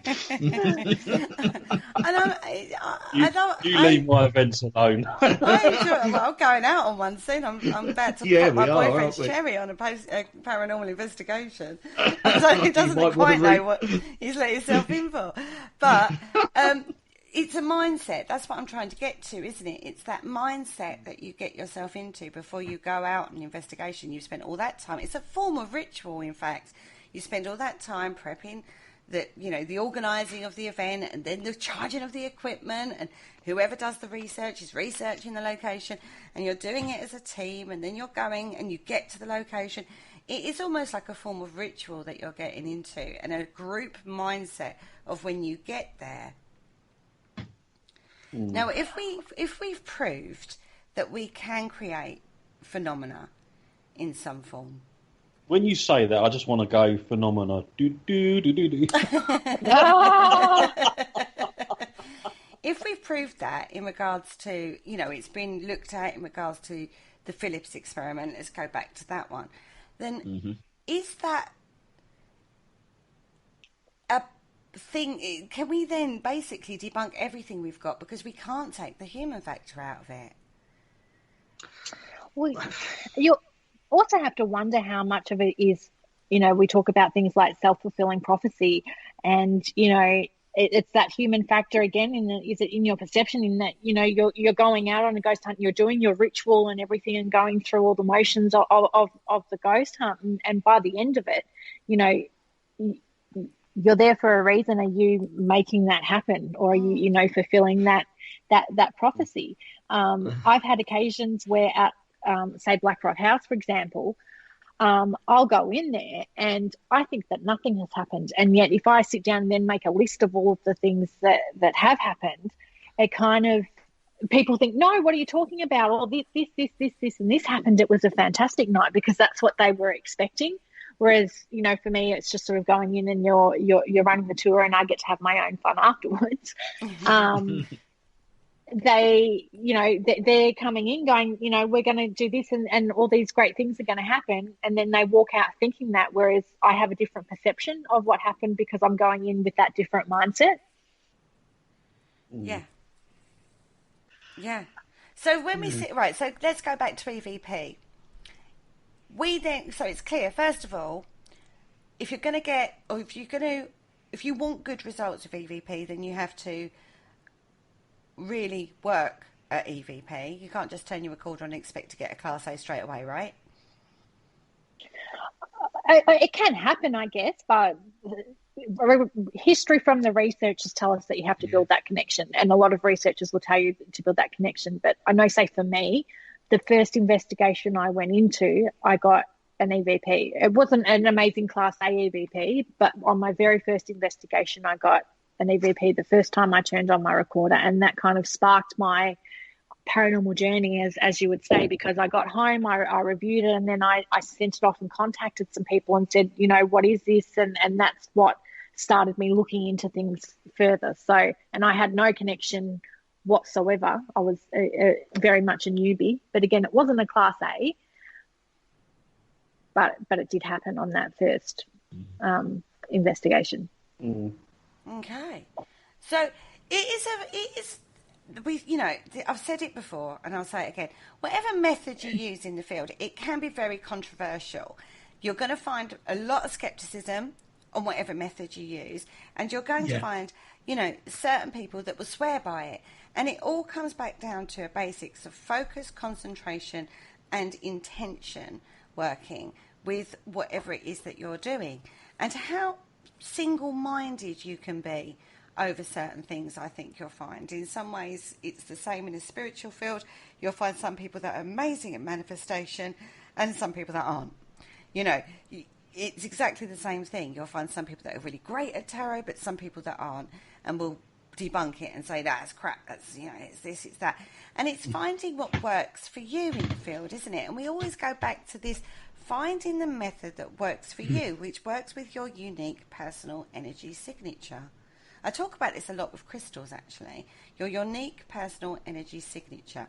Finding a method of investigation and research that works for you. I love that. And I think when we look at ghost hunting, and it's something I wrote about not long ago, is we really spread ourselves quite thin, particularly when you've got people going in and you've got 3 suitcases of different kinds of equipment that you're using, and you're really spreading yourself thin. And I always say, just you don't need all of that. Just find your one area and focus your research on that, because know what you're doing and know what you're doing really well, because it's better to know. Say we'll use EVP as an example. It's better to know EVP inside and out and have a really good solid understanding of sound and carrier waves and all that kind of stuff, rather than just knowing a little bit about all the other different pieces of equipment that you're using. So I find that it is much better to just find that, as you said, find that one area that you know well and that you like using and that you're good at, and just really focus on that. And that's what the pioneers did. And that's how I think, again, they got so far with their research, because they weren't worrying about, EMF detectors to go off while they're doing their EVP sessions and things like that. They were just focused on EVP itself. Yeah, I suppose sort of like you look in the field now, a lot of people seem to be pressured into sort of like getting lots of different sorts of equipment, and that makes the investigation and their investigation and technique flittish. You jump from one to the other all the time, and you're not sort of giving one particular sort of piece of equipment your full attention. It's also very distracting. Yeah. It is. I don't like equipment. I used to have all of it. We used to go in with lots of kits and things like that. I think many of us did. And then I think you're kind of like, no, actually, I don't need it. And one of the things that I don't like at the moment are these cat balls that everybody is using. They are so bright, and a car could drive past and it sets them off, and they're really, really distracting. And a lot of the static electricity detectors, like the periscope and things like that pick up static electricity, just walking past it, you're producing static electricity. So they go off all the time. And so you've got all these bright LED lights going off all the time, and you're focused on that, or even just looking down at a K2 meter waiting for it to light up, and you're potentially missing something amazing, like, it could walk right past the door, but you wouldn't see it because you're too busy waiting for this light to appear on your device. Mm. Not only that, but the hell that's playing on your retinas, and your, talk about your own personal night vision is actually a lot better than people give it credit for. If you give your eyes the time to get used to the dark,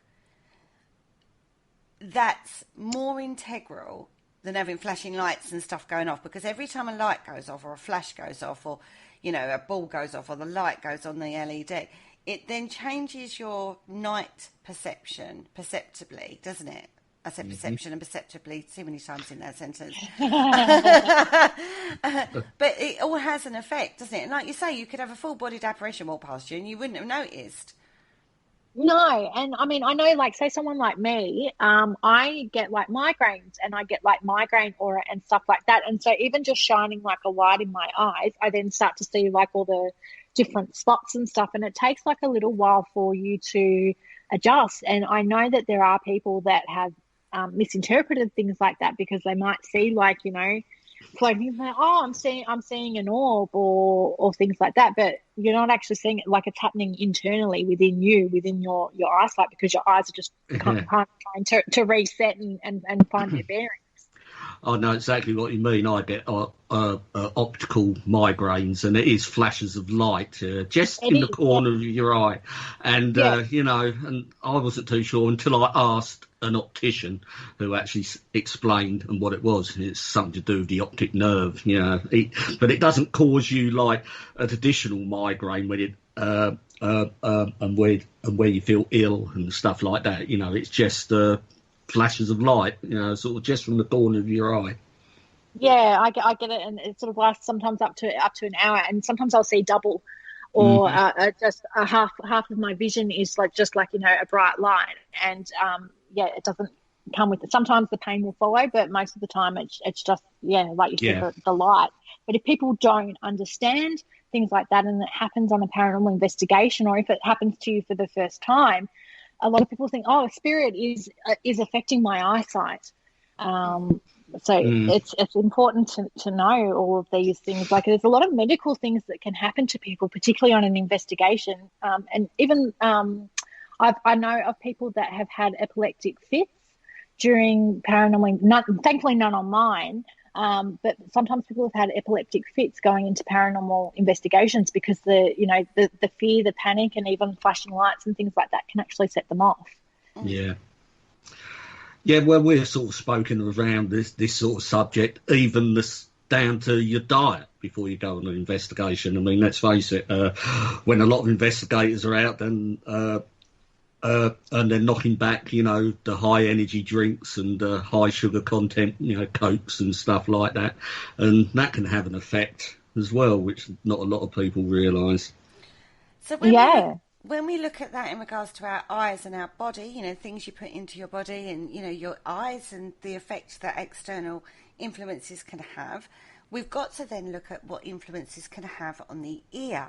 Now, there are conditions of the ear just as much as there are any other part of the body that can affect your perception of what you hear. So even down to what you hear, you can't take as read. We've talked about Yanni and Laurel. We've talked about high frequencies that some people can hear and some people can't hear. There are other conditions like tinnitus or even down to earwax build up in your ear that can cause you to perceive things that may not be there necessarily. And even down to blood pressure. You can hear things in your ear that's down to blood pressure that may not be there.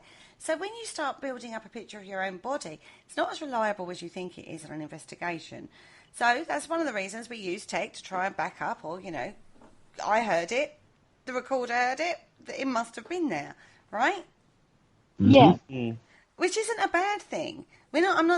I would hate anybody out there listening to the show to think that we're you know, totally skeptical and critical of the field. We're not. We go out on investigations as much as anybody else and, you know, use these methods. What we try to do is bring a better understanding of it. So you can be more critical thinking or, critical thinking of what you're producing. And then if you do capture something that's paranormal, that's what makes it even more interesting than a rustle, than just a rustle of a jacket, which I've seen before on a live feed. Oh my God, did you hear that EVP then? And I was thinking, she moved her jacket. Come on, people. Do you know what I mean? Or someone sat down just at the time that they were doing the EVP and it happened to be a squeak of the chair that they picked up and they interpreted it as an EVP. It wasn't. It was the chair. The team that did that particular one actually went on the day later and debunked it for themselves. They said, look, we thought it was this at the time, but look, we can do it now. Do you know what I mean? We thought at the time that was an EVP. It wasn't. This is what it was. And it's so important to have that critical thinking in the field because we want phenomena. We want paranormal occurrences to happen. We also want them to be genuine, so we can't explain them. And we're only going to do that through research and understanding of the equipment that we're using and the influences, external influences can have on that equipment too. And that's the whole point. So it comes across as sometimes being very critical minded when it isn't. It's just what you should be doing as a paranormal investigator, right? Rather than going, everything is paranormal.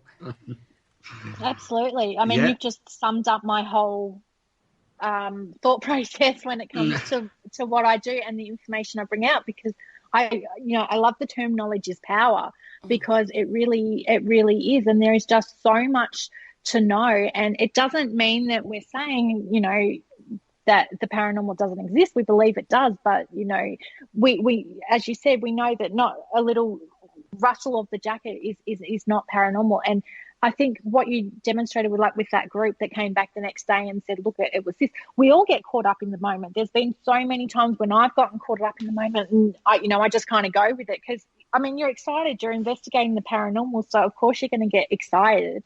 There's nothing wrong with that.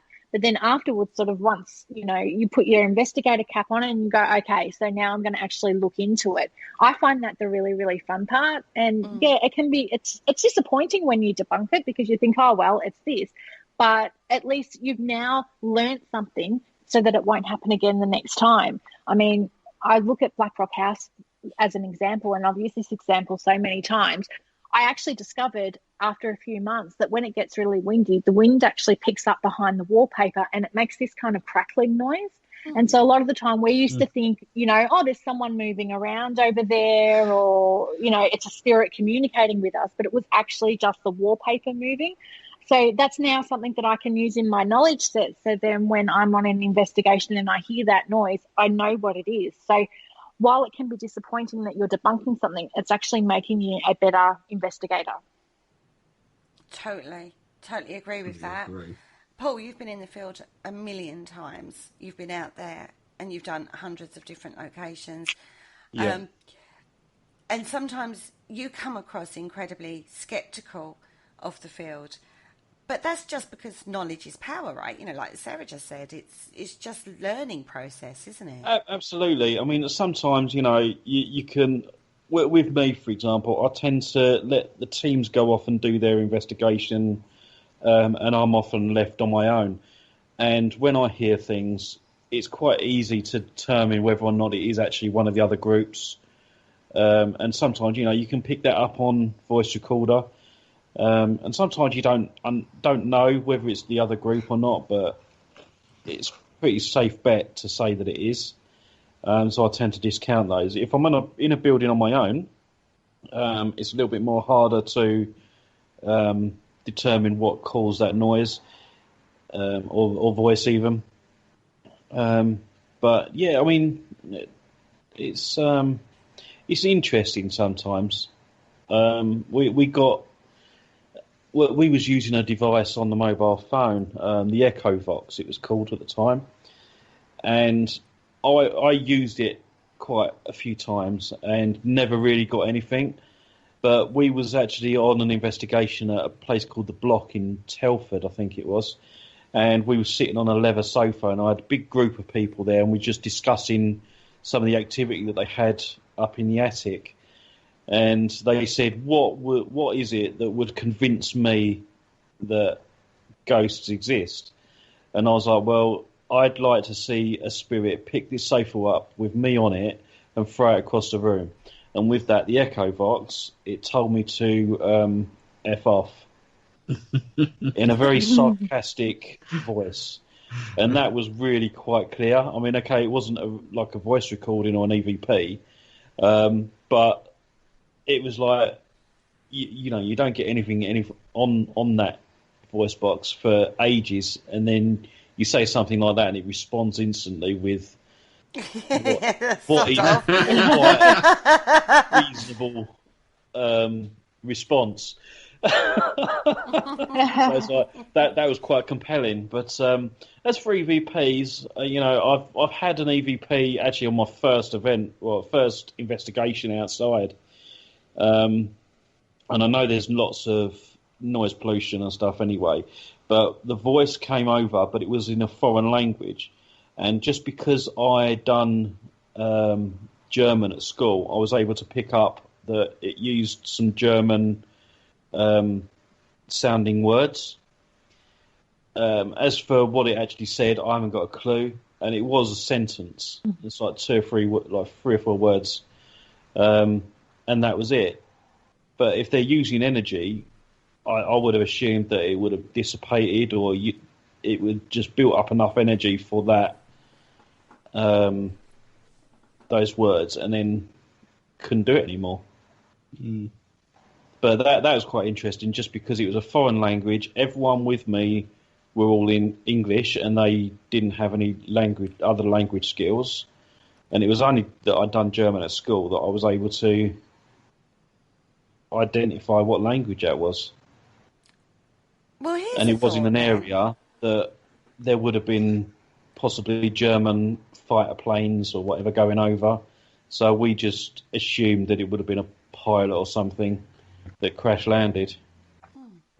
Here's a thought then. When you have a frequency and you tune into a specific frequency on a radio, does it hold that frequency as a constant, or does it fluctuate?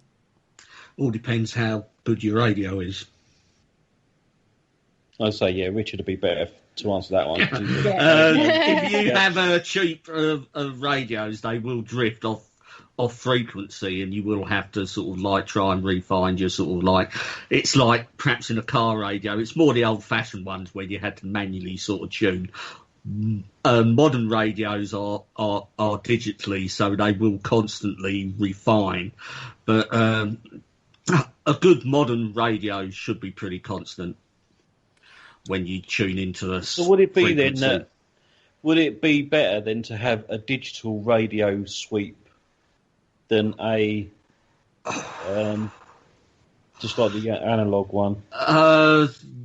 Yeah, quite possibly. Yeah, I mean, I've got a couple of digital radios, but you can sweep them, but they're on a very slow sweep. Because it will just sweep till it finds a signal and then lock locks onto the signal, and when it locks onto the signal, it will hold on to the strongest point of that signal. And with even sort of a bit more advanced equipment, you can even tell from what direction the signal is actually coming from. It will actually there's an indicate idea. that.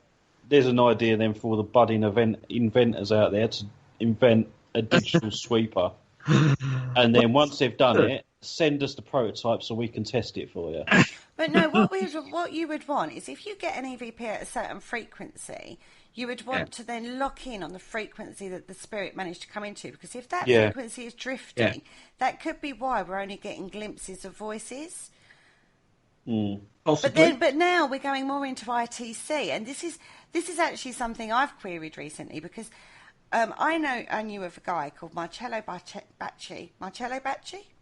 Have I said that right? I think it's Bacci, yeah. Yeah. And I always wondered why he was not ever really sort of looked at in regards to EVP work, because he was getting voices coming through on a disused radio that wasn't linked into any radio frequency, and he was getting spirit voices coming through, and they were sentences, and it was incredible. But it only worked when Bacci was doing it, and I always wondered why when we looked at EVP he was never mentioned.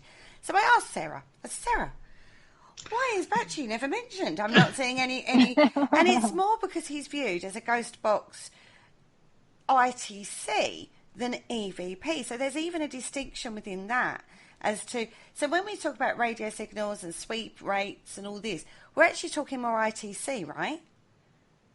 So EVP, it comes under the ITC banner. So ITC, for those that don't know, stands for Intertrans Communication, and it basically means that you're communicating with the other side, or you're communicating with whatever using electronic means. So EVP falls under there, and then EVP sort of evolved in sort of it branched off into another branch, which became sort of spirit boxes, and Marcello Bacci was probably one of the pioneering figures using his radio back in, I think it was 1949 he started. Actually, I've got the information right here, and it's got here in the 1960s. He would tune his radio in between 7 to 9 megahertz, and that was his special frequency that he used. But he had to manually turn the dial. Yeah, and it was from that it evolved, and Frank Sumtian created the Frank's box. And then eventually then you've got your Radio Shack Hack that was created, which then sort of, went through all of the radio signals, and then kind of developed into the spirit boxes as we know them today. And then you've got sort of the portal devices that then are branched off from spirit boxes, which instead of using radios, uses things like sound banks, and you hook up like a guitar pedal, a noise cancelling pedal and a reverb pedal up to an amp, and feed it all through with playing these sound banks, and then that's what gets you the portal. So you've got all these different areas that kind of fall under this ITC banner. So I said to you that the reason that I didn't consider Bacci to be part of sort of EVP was more that I personally viewed EVP as the act of making a recording. Yeah. Whereas what he was doing was more just communicating via the radio. So I put him more in the spirit box, ghost box category.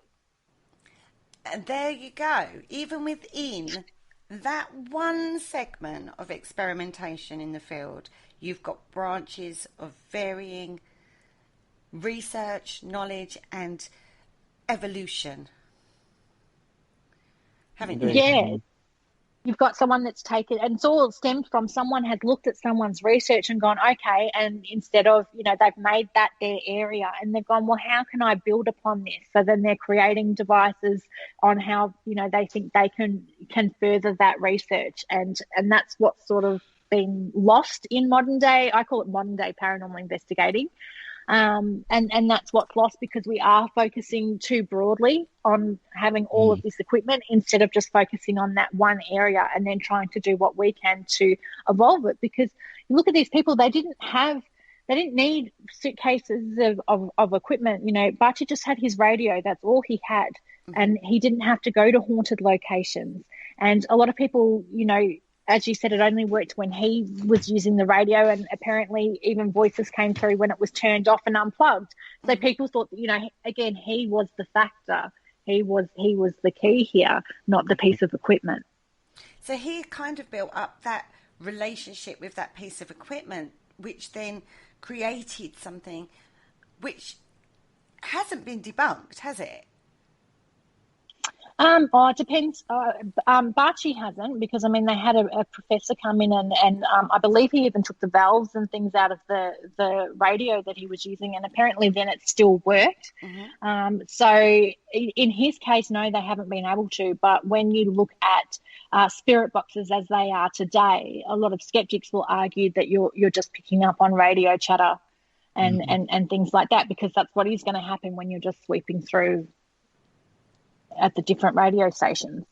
Yeah, you'll get the odd word from a radio station, then it'll move on to the next, and then because we only get one or two words from even in EVP scenarios, you then, if you're sweeping through different things and you're sweeping through radio signals, you can't say it wasn't a DJ that said haunted or get out or and you're there you're making that connection. There's this thing in it, it's called like the cocktail party effect, and it's where, say if you're in a food court at the shopping centre and you hear, you're just hearing like a chatter, but then suddenly someone would say your name, and you would actually hear that quite loudly out of all of the chatter, because it's something that's relevant to you. So your brain is picking that up. So when you look at it from the perspective of spirit boxes, when you hear a word, like you said, like haunted, or if the name came through or something like that, your brain picks that up as being relevant, because that's what you're looking for. But as you said, it could just be the DJ randomly saying that word. It's just happened to come at that particular time, but your brain is making that relevant to your situation. And for those that would argue that a DJ wouldn't say that word, 9 times out of 10, you're in the middle of a haunted location in the middle of the night. DJs in the middle of the night talk about all weird and wonderful things. And actually, some of the late night programming on radios is actually more relevant to what we do than you would think. On that one is what I would argue on that one. If someone says, oh no, they just play music and talk normal stuff. They don't. You want to listen to late night radio. That's a great point. Yeah, exactly. They are. They talk about all sorts of weird and wonderful things at late night radio. And nowadays, the radio waves are flooded with so much, radios, podcasts, internet. God knows what else is going on out there in the radio waves above our heads that you probably don't even realise is being talked about. And that doesn't even include shortwave radios, like CB radios still be used today. I know they had a massive fad in the 80s, but they're still being used today, aren't they, Richard?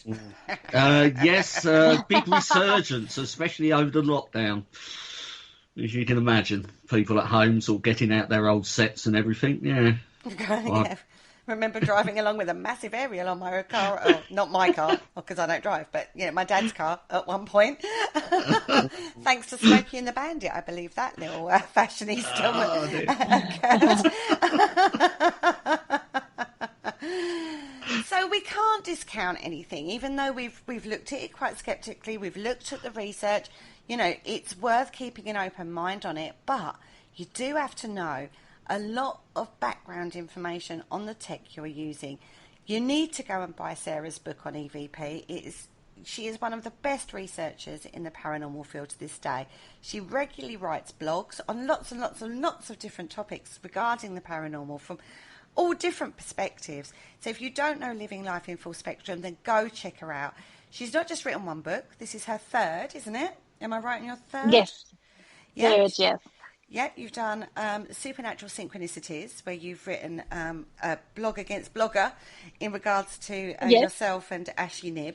That's well worth a read, where you get two mindsets looking at the same subject and bouncing off each other throughout that book. And the first book you wrote is What a Paranormal Investigator Should Know, yeah? Yeah, close enough. Stuff paranormal investigators need to know. Forgot the first word. You got the gist of it. Yeah, which again details a lot of information that you should know. So if you are going out in the field, do a bit of reading. Sarah's work is well readable. It's easy to read. And that's what you want. You don't want a thesis or a doctorate report on this. You need somebody who can layman term it and bring it to you in an understandable fashion that brings the work of these pioneers into your understanding of what happens in the paranormal field. Give everybody a shout out, Sarah, as to where they can find you on the socials. So on Facebook, you can look me up, Living Life in Full Spectrum Paranormal blog, and I also have a website, and the website has a link to all of the books and everything that you need, and that is llifs.com.au. We'll share all the links on the Paranormal Concept Facebook page when the show goes live on the Paranormal UK radio. Well, thank you, Sarah. Thank you so much for coming on and bringing a bit more sense to and understanding to the subject of EVP. For me, I don't know about the boys, but I learned something today. Well, yeah, I was actually taking notes throughout that as well.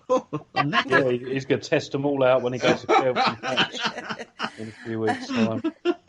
And I'm going to definitely put me through my paces. Yeah, and I'm definitely going to get a copy of the EVP book because I don't sit on my laurels. I like to research things. And when I say I don't know something about something, I like to look into something a bit deeper. Even though I am spiritually minded, I do have an open mind in regards to other methods, shall we say, out there. Oh, dear, not had any criticism on that recently, obviously. So, Paul, what blogs have we had come up on the Paranormal Concept page recently? Well, I've had a week off, so I haven't posted any up, unfortunately, but there will be another one coming out on Tuesday. So go check out our website page, paranormalconcept.com, to find the latest blogs from the presenters on the Paranormal Concept show. On that note, we bid you all a very farewell and a good night. Say good night, guys. Good night, guys. Bye.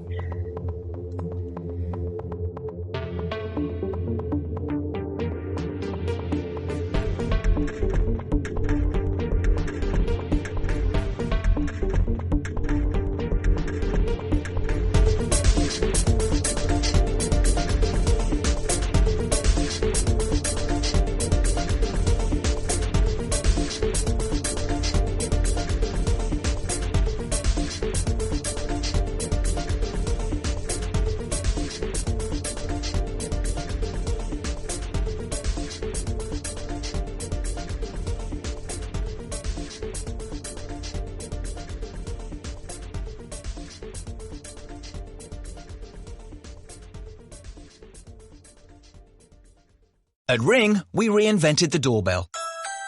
And now we're changing the way you look at whole home protection with Ring security cameras. Wait, Ring does cameras too? That's right. And they're so versatile, you can put them inside or outside, wherever you need them most. Handy. Ring cameras let you see, hear, and speak to anyone inside or outside your home. And you can control them all from the Ring app to keep you and your family connected and protected. Now that is smart. Ring. Smart security made simple. Learn more at ring.com.